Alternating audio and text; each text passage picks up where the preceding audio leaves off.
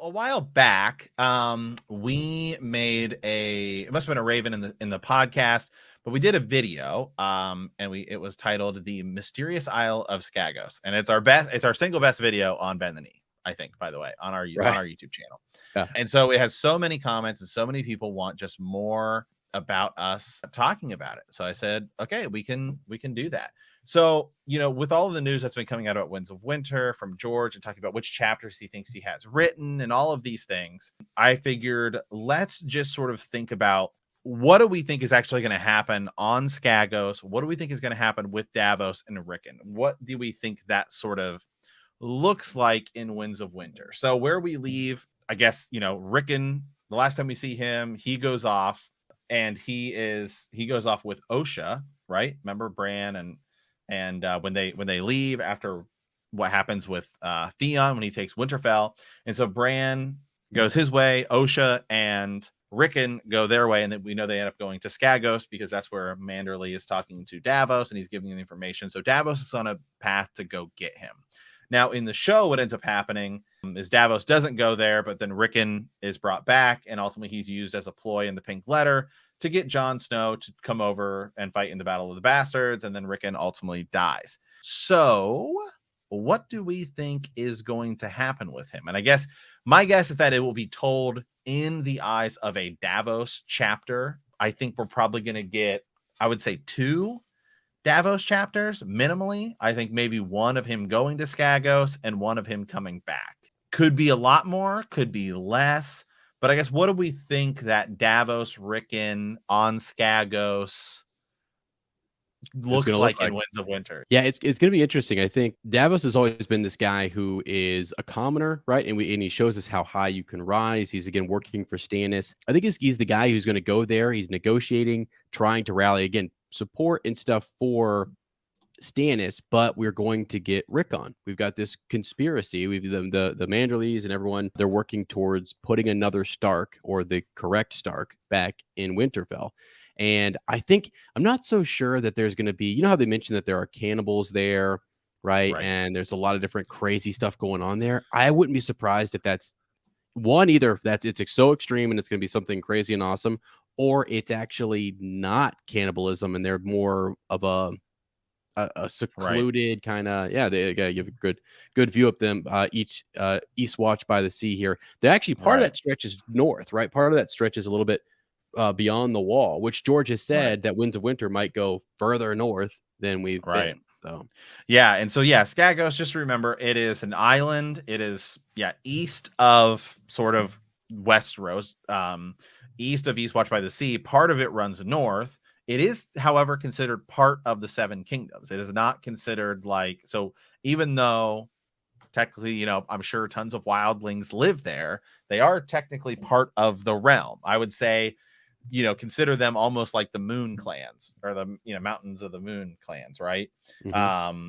That Tyrion goes. So, they're wild-ish people, but, there's trading that goes there. I mean, ports go there, but there's all these stories of unicorns and stuff like that, which I think a lot of people have said is probably similar more to like a goat, right? With like a singular horn, not like the fantastical unicorns we think of. Like in theory, right? Like a rhino is a unicorn, right? It has one horn. Right. So it's probably more similar to that than it is, My Little Pony. So I guess, with Davos going there and then potentially bringing Rickon back, does he bring back an army with him? What's Rickon look like? Has he taken over? Do they respect him because he's a Stark? Right. I mean, there's so many angles it can go. See, that one, people kind of get hung up here on this. Like, where do we go with Skagos? Because we don't really know much about it. And then does he come back? Is he too young? An interesting note here. And again, I do reference the show because these things happen and there are events. Like Jon went in the show to Hardhome. We know he's not going there. He was planning a thing. He was planning to go there. And he's actually sent individuals up to Hardhome to help them out. But things are tough up there. And it's ironic right now that you have Manderley ships. You have Patchface's prophecy, in which mermen coming from the sea, I'm not saying maybe they're going to Skagos. Maybe that's all that means is they're going to Skagos. But could they also be going over to Hardhome? And because Skagos is sort of like this odd kind of cousin to some of the wildling people. They're more wild than your northern, I guess other houses or whatever. So it Right. would be cool to see him. If Davos saw that they were in need and he had the ships and the vessels to kind of go do, he might make a detour. He's that guy who does what's right. And there's so much evidence in the book series that will show you Davos, that no matter what the cost, he typically he's learned the king's justice. He's given up his fingers.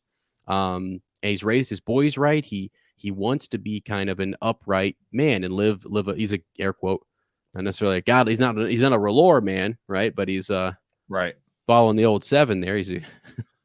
Right. But I really, yeah, this is a cool piece of for those of you watching, for those of you guys listening, I've been pulling up because we don't have any sort of there's like one sort of piece of, I guess, official art that's in the World of Ice and Fire, and it's just this like rocky mountain.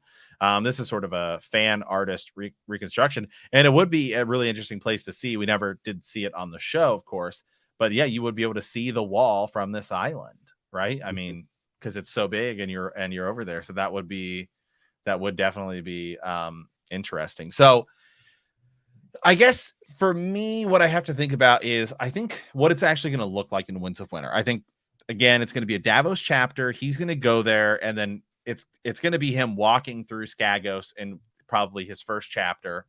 And he gets there, and he ends up seeing Rickon. I think they're going to I don't think Rickon's going to be a captive or anything. I sort of think Rickon's going to be, it's almost like in Return of the Jedi when like C-3PO gets made God. You know what I mean? Like, Oh by yeah, the yeah, yeah, Ewoks. yeah, yeah. You know what I mean? Like, I kind of feel Oh like it's yeah, going to be that. I don't know. I think it's just like, that's just something George would do is here's this like 4-year-old kid and the people on Skagos worship because he's got a big dire wolf with him. I don't know why. That's just sort of like this vision I have in my head. Like, so that's like my, I guess, fantastical view of it. But I still think it's probably going to go something like that. And then I think Davos is going to bring him back. I don't think he's going to be involved in the Battle of the Bastards at all, because I don't think that's going to really go down the same way. I still don't know exactly how that's going to go down in my mind. Because you and I are thinking more like John's probably getting resurrected at the end of Winds. right. So it could Yeah, still be a battle in which maybe Sansa takes the Knights of the Vale to go take it after if Stannis does die. So I guess I just don't see, unless there's gonna be like another letter where where Ramsay is going against Sansa and the Knights of the Vale, and he's like, "Hey, I've got your brother now." But I feel like we already played that out with the pink letter, so I just don't think we're gonna do that again.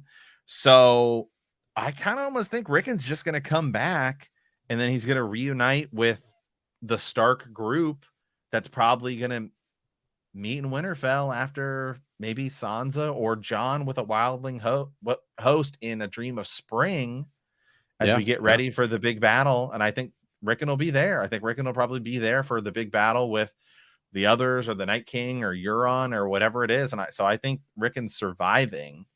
yeah. I don't think we're going to see a ton of it. I think it's probably 2 Davos chapters, one of him going to get him, and maybe then another one of him like on a ship, riding back, having internal thoughts, coming back. Maybe he finds out Shireen was burned, and and he's just got Rickon there, and we kind of just go from there. So I think that's kind of Yeah. my Rickon play. I don't think it's going to be a lot. I think Rickon will be a much bigger deal in a Dream for Spring. Yeah, so two things for me. I mean, just like it's the exploration of either Davos seeing Hardhome or seeing more, beyond the wall or whatever. An interesting thought. And now this is going to sound kind of crazy because, you know, uh, the old gods, and then you've got the seven and all these different things. But like Catelyn being there, still worship the seven.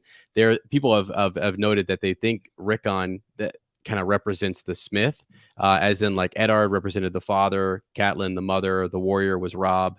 The maiden would be Sansa, the crone would be Bran, and the stranger would be Arya. And that left over like Rickon being the Smith and being one Right. who would come back and maybe rebuild or come back and be in Winterfell.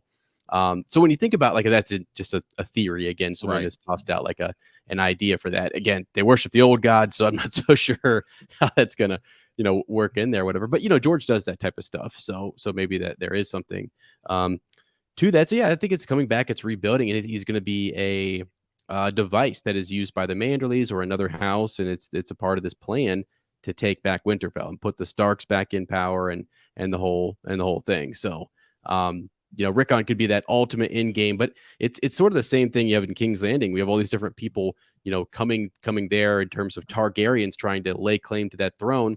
Well, now you've got Baelish wanting to put Sansa there. You've got the Boltons pretending that Arya is theirs and that she's wed to Ramsay and so on. And then you have Stannis now bringing in Rickon. He wanted to bring in Jon. So they're going to use these kids as a way to kind of get what they want. And it's kind of, that seems really kind of realistic. George's writing is more based in real life events. So he's not a pawn, but I like your idea of him being someone that's more worshipped there. You know what I mean? Right. Like, Yeah, I don't know. Why? Yeah, I don't know. I don't know why. Shaggy Right. Yeah, I have to, and you look at some of the houses that are there too and stuff like that. And yeah, I don't know. I don't know why. That's just sort of just without really like diving all the way into the that's my initial thought. If you just ask me, I just sort of have this vision. It's like he's like C-3PO in Return of the Jedi, like surrounded by the Ewoks, and Davos is gonna walk in and be like, what's going on, bud? Like, because right. So it's gonna be interesting. So